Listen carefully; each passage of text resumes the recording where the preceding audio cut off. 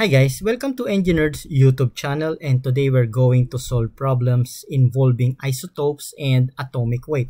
So basically this is an application of our lecture regarding isotopes and atomic weight that we discussed in our previous video. So we're going to solve three problems here. So we have problem number 1, problem number 2, and then problem number 3. But before we proceed to problem number 3, we're going to have a review about the percent abundance, in which we will explain how are we getting the atomic weight of every element, considering that we have too many isotopes present in nature of that particular element. So we already discussed this in our previous video about atomic weight, but we're going to review that in order to apply that in solving problem number 3. Right, so I hope that you are going to learn a lot from this lecture video and you'll be able to apply that in your studies. Okay, so let us begin by solving these three problems which we think that is going to be useful in your studies. Okay, so let us begin by solving problem number 1.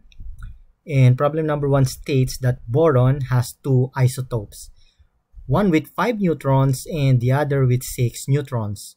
What are the mass number and symbols of these isotopes?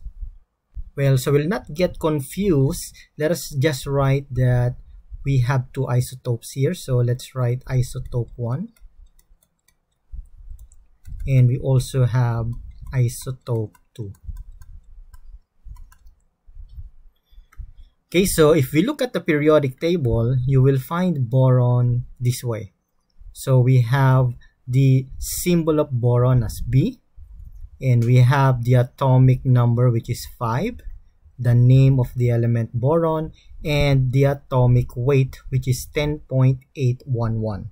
And boron exists in nature in this form. Okay, so you will have an idea how it looks like before we go on with our computation. Okay, all right, so boron has a symbol B. Alright, so let us try to recall what we discussed in our previous lecture. So we understood that if we have atomic number of 5, this means that in our nucleus, let's say this is our nucleus, this means that we have 5 protons in our nucleus. 1, 2, 3, 4, 5. And of course, we know that these are positively charged. Okay, and we also know that there are 5 electrons outside. 1, 2, 3, 4, 5. And these are negatively charged. Okay, so these are negative. Okay, so as you can see, the number of protons is equal to the number of electrons. Now, we are told that the first isotope has 5 neutrons. Okay, so neutrons are also inside the nucleus. So we have 5 neutrons. So we have 1, 2, 3, 4, 5. And these neutrons has no charge. So these are uncharged particles. All right, so that's what it means by our isotope 1.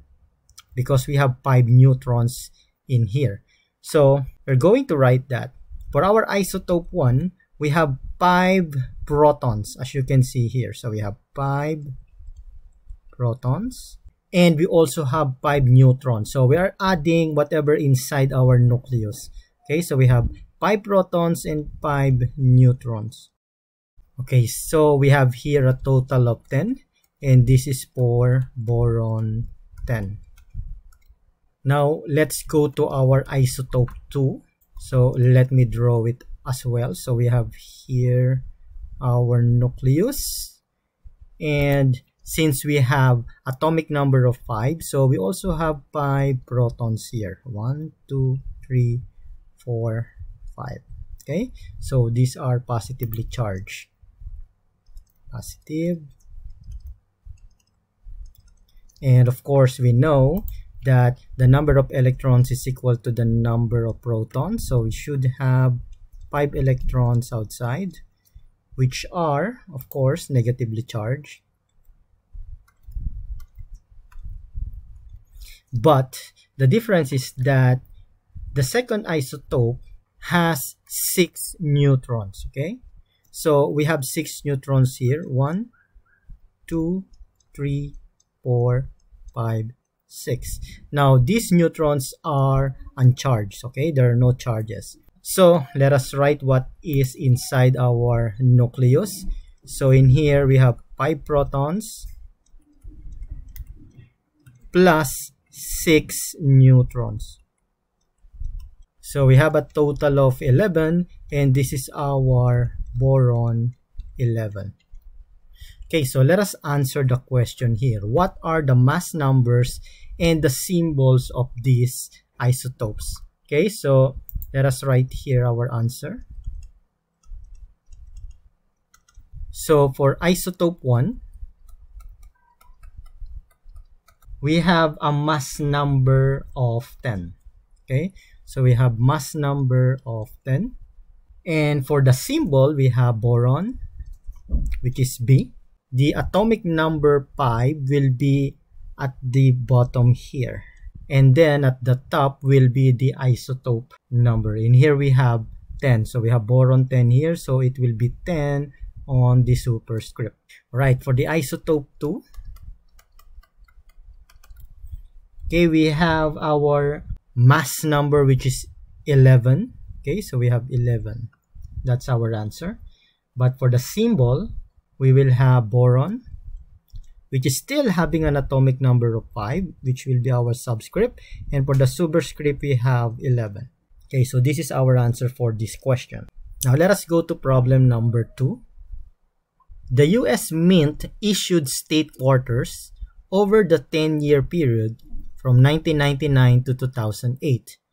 The quarters each weigh 5.670 gram and contains 8.33 nickel, and the remainder is copper.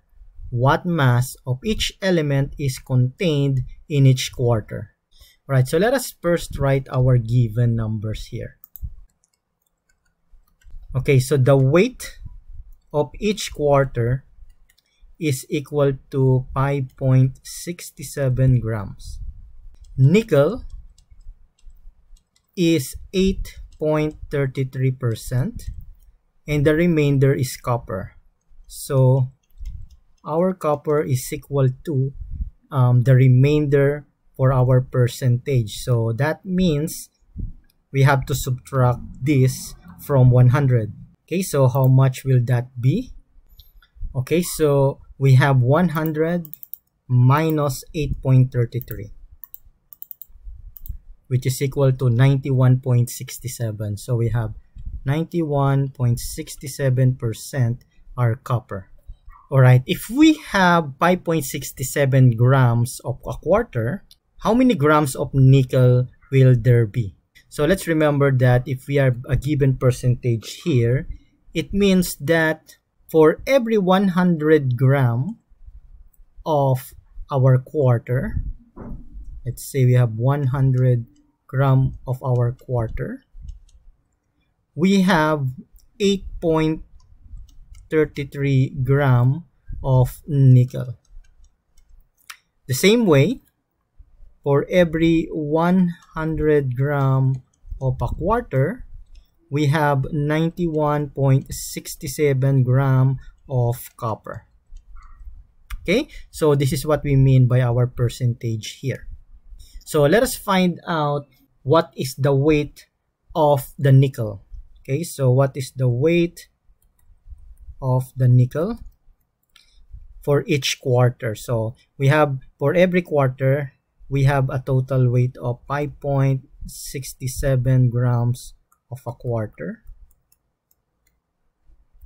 Then we're going to multiply that to the percentage that we have here, because for every 100 gram of a quarter, we have 8.33 gram of nickel.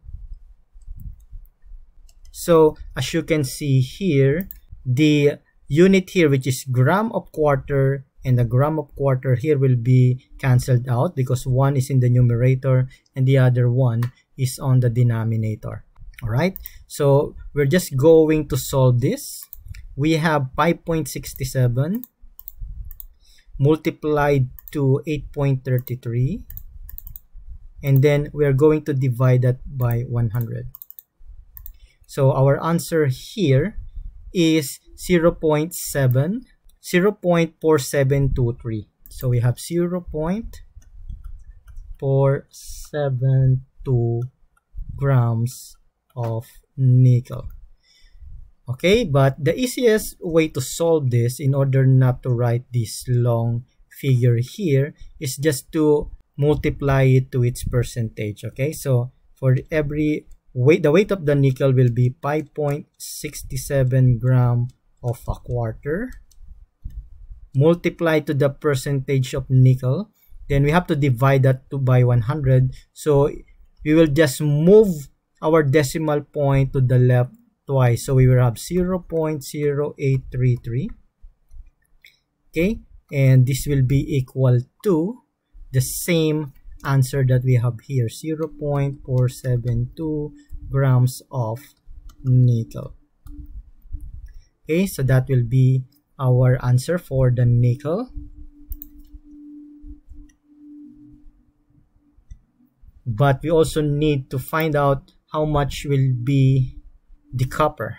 Okay, so the weight of the copper is equal to 5.67 grams ng quarter natin. We have 5.7 grams multiplied to, we will going to use this fraction here. So we have 100 gram of quarter. And then for every 100 gram of quarter, we have 91.67 gram of copper. So the same way, the gram of quarter will be cancelled out, and what's left is the gram of copper. Okay, so let us use our calculator again. So we have 5.67 times 91.67, and then divide that by 100. So we have 5.198 grams of copper. Okay, so this is our answer in here. Okay, and the same way as what we did in here, we could solve this by just writing the weight of the quarter, then multiply it to the fraction here, or our percentage. We're just going to move this 2 times to the left, so we have 0.9167 grams of copper per grams of quarter. Okay, so units will be cancelled out as well. Right, so we will have the same number here, which is 5.198 grams of copper. Okay, so these are our answer here. Now, before we proceed with our third problem, let us first have a review of the percent abundance. And we already explained this in our previous video, which is about the atomic weight. Okay, so to have a full understanding about this, just watch our previous video about the atomic weight. Alright, so percent abundance is equal to the number of atoms of a given isotope over the total number of atoms of all isotopes of that element. Okay, so we have done similar to our previous video, but let us have a review here. So if you look at our periodic table, for example, for boron, you will have here atomic number of 5 and the atomic weight of 10.811. So in here, as you can see, boron has an atomic weight of 10.811. But if we have too many isotopes present in nature, how do we arrive to this atomic weight, 10.811? So we have 2 isotopes of boron, which is boron 10 and boron 11. And boron 10 have an isotropic mass of 10.012937, while boron 11 has an isotropic mass of 11.09325. But according to studies, the percent abundance of boron 10 is only 19.91%. Okay, so let me write this in percent so we'll not get confused. So these are percent. Okay, and boron 11 is more abundant in nature, which is 80.09%. So how do we arrive with 10.811? Okay, because boron 10 is 10.012937 and boron 11 is 11.09325. To get this atomic weight, we have to use the percent abundance. Okay, so let us have that here. So atomic weight, we have atomic weight of boron will be equal to, so let us start with boron 10. Okay, we have here the isotropic mass of boron 10, which is 10.012937 atomic mass unit. Okay, then we're going to multiply that to the percentage abundance of boron 10, okay, so to multiply that to the percentage abundance, we have to convert this into fraction. So you have to move this twice to the left, okay, which is 0.1991, or of course you can write this as 19.91 over 100. Okay, but for simplicity, let's just move it twice to the left. Okay, so we will have 0.1991. Then we have to add this to boron 11 weight based from its percent abundance. So let's move to boron 11. So we're going to have the isotropic mass of boron 11, which is 11.009325, multiplied to the percent abundance. We'll move this again twice to the left. So we have 0.8009. Okay, so the atomic weight of boron is equal to, let us use our calculator, okay, so that you can visualize it. So we have 10.012937 multiplied to 0.1991. Okay, then we're going to add that to 11.00935 multiplied to 0.8009. So as you can see, we have here 10.8109, in which if we round this off, we will have 10.811. Okay, so we have 10.811 atomic mass unit. All right, so as you can see, this is the same as the atomic weight that we have in our periodic table. So basically, this is how the atomic weight for every element was generated, right? So we are considering all the isotropic mass of the different isotopes of any given element.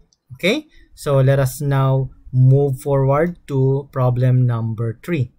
So in problem number 3, naturally occurring carbon have 3 isotopes. We have carbon 12, which is present or abundant in nature with 98.892%. Carbon 13, which is 1.108%, and carbon 14, which is 1.0 times 10 to the negative 100%. But let me write that again so it will be clear. For the first isotope, we have carbon 12, which is present in nature by 98.892%. Then we also have carbon 13, which is present in nature by 1.108%. And then finally we have carbon 14, which is present in nature by 1.0 times 10 to the negative 100%. Now, the mass of the nuclides are 12 atomic mass unit, 13.00335 atomic mass unit, and 14.00317 atomic mass unit respectively. So, it is also given a range as per our written isotopes here. So, let us have that on the right side. So, for carbon-12, we have 12 atomic mass unit. For carbon-13, we have 13.00335 atomic mass unit. And for carbon-14, we have 14.00317 atomic mass unit. Now, we need to get the average atomic mass of carbon. Okay, so the average atomic mass of carbon will be equal to the summation of the percentage of every isotopes. We are going to consider its abundance in nature. So let us start with carbon-12. So for carbon-12, we have 12 atomic mass unit, but it is present in nature only by 98.892%. So we're going to move this twice to the left, okay, our decimal point. So we have 0.98892. Then we are going to add the carbon-13, in which we have 13.00335 atomic mass unit, but it is only present by 1.108%. So let's move our decimal point twice to the left. So we have 0.01108. Then finally, we're going to add carbon-14, in which we have 14.00317 atomic mass unit multiplied to, well, I'm sorry, there is a mistake in here because this is not negative 100. This should be only negative 10. Okay, so let me correct this. There is something wrong with our given values here. So this is not negative 100, right? So let me correct that. So this will be negative 10. And here we have negative 10 already. All right, so we have 1.0 times 10 to the negative 10 here. But we are looking for percentage. So basically, it will be like 1.0 times 10 to the negative 10 over 100, right? Because this is a percentage. So what will happen is that our decimal point will be moved twice to the left. Okay, so we will have here 0.01 times 10 to the negative 10. But since this is already written in scientific notation, it will be 1.0 times 10 to the negative 12, because this will be moved back there. So we will be having negative 12 right there, right? So let us just remove that and change this to negative 12. So we have 1.0 times 10 to the negative 12 as our percentage. All right, so the average mass of our carbon will be equal to, let us use our calculator, we'll have 12 times 0.98892. Okay, then we're going to add that to carbon-13, which we have 13.00335 times 0.01108, then equal, but it's not over because we need to add carbon-14. So plus 14.00317 times our percentage here. We have 1.0, and this is in scientific notation, so I'm going to use shift log. Okay, so now we have exponent here in which we have negative 12. Okay, so this is equal to 12.01111. Okay, so That means we could round this off. You will have 12.011 atomic mass unit. Okay, so this is the average mass of carbon. Okay, so I hope that you learned something from our lecture today involving isotopes and atomic weight. So thank you very much and have a nice day.